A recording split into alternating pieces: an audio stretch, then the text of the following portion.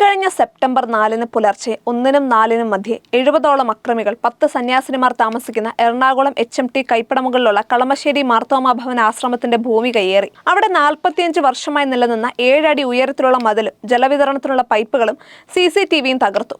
മഠത്തിലേക്കുള്ള വഴിയടച്ചു. താൽക്കാലിക വീടുകൾ വെച്ച് താമസവും തുടങ്ങി. എറണാകുളം സബ് കോടതിയുടെ 2007 ഉത്തരവും പ്രൊഹിബിറ്ററി ഇഞ്ചക്ഷൻ ഓർഡറും ലംഘിച്ചാണ് അക്രമികൾ വന്നത്. 2 ആഴ്ച കഴിഞ്ഞിട്ടാണ് പേരിന് ഒരു അറസ്റ്റിനെങ്കിലും പോലീസ് തയ്യാറായത്.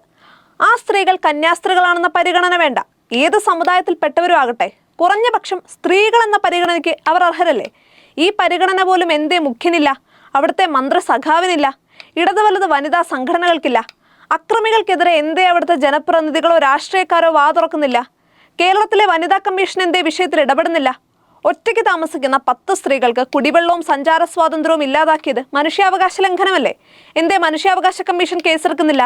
ഇതാണോ കേരളം അവകാശപ്പെടുന്ന സ്ത്രീ സുരക്ഷ?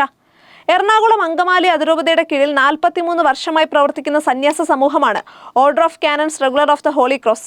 1982 അവർ പലരിൽ നിന്നായി വാങ്ങിയ 15 ഏക്കർ ഭൂമിയിലാണ് സന്യാസ ഭവനങ്ങൾ സ്ഥിതി ചെയ്യുന്നത്.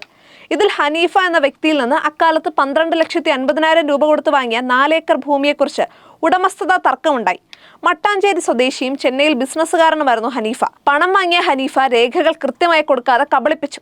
ചെന്നൈയിലുള്ള ബിസിനസ് ആവശ്യങ്ങൾക്കായി ഹനീഫ പിന്നീട് ഈ ആധാരം ഈടുവെച്ച് FCIയിൽ നിന്ന് വായ്പ എടുത്തു. ജപ്തി നടപടികൾക്കായി FCIക്കാർ എത്തിയപ്പോഴാണ് കബളിപ്പിക്കപ്പെട്ട വിവരം അറിയുന്നത്. അവർ കോടതിയെ സമീപിച്ചു. എറണാകുളം സബ് കോടതി 2007 മാർത്തോമാ ഭവനത്തിന് അനുകൂലമായി വിധിച്ചു. ഹൈക്കോടതിയും വിധി ശരിവെച്ചു. ഹനീഫ മരിച്ചതോടെ 2010 ഹനീഫയുടെ മക്കൾ വ്യാജരേഖകൾ ഉണ്ടാക്കി സ്ഥലം തൃശൂർ സ്വദേശികളായ മുഹമ്മദ് മൂസ, NM നസീർ, സെയ്ദ് മുഹമ്മദ് എന്നിവർക്ക് വിറ്റു. വീണ്ടും കേസായി. ഹൈക്കോടതി തഹസിൽദാരോട് റിപ്പോർട്ട് ചോദിച്ചു. തഹസിൽദാറുടെ റിപ്പോർട്ട് മാർത്തോമാ ഭവനത്തിന് അനുകൂലമാണ്. അപ്പോഴാണ് സെപ്റ്റംബർ 4 അർദ്ധരാത്രി 60ഓളം അക്രമികളെത്തി ഭൂമി കയ്യേറിയത്. സീറോ മലബാർ മീഡിയ കമ്മീഷൻ ചോദിക്കുന്നു, കളമശ്ശേരി കേരളത്തിലല്ലേ? പോലീസ് എന്തേ കയ്യേറ്റക്കാർക്ക് സംരക്ഷണം നൽകുന്നു? കയ്യേറിയവർക്കെതിരെ നടപടിയെടുക്കാത്ത പോലീസ് അനാസ്ഥയിൽ superior father George Parakka ORC പ്രതിഷേധിച്ചു. അക്രമികൾ ഒരു പ്രത്യേക സമുദായത്തിൽപ്പെട്ടവരായതുകൊണ്ടാണ് ഈ നിസ്സംഗത എന്ന ആരോപണം ശക്തമാവുകയാണ്. അക്രമികൾക്ക് സംരക്ഷണം നൽകാൻ വരുന്നവർ ആ സമുദായത്തിൽ തന്നെ ഉള്ളവരാണെന്ന് എല്ലാവർക്കും അറിയാം. ഇത്തരം ചിന്ത ശക്തമാവുന്നത് ആപത്താണ്. വ്യവസായ മന്ത്രി P രാജീവിന്റെ മണ്ഡലത്തിലാണ് സംഭവം. സർക്കാർ നോക്കി നിൽക്കരുത്. ആക്രമിക്കപ്പെട്ട സ്ത്രീകൾക്ക് വേണ്ടി ശക്തമായ നടപടികൾ സ്വീകരിക്കണം. അക്രമികളെ അടിച്ചോടിക്കണം. മുഖം നോക്കാതെ നടപടി ഉണ്ടാകണം.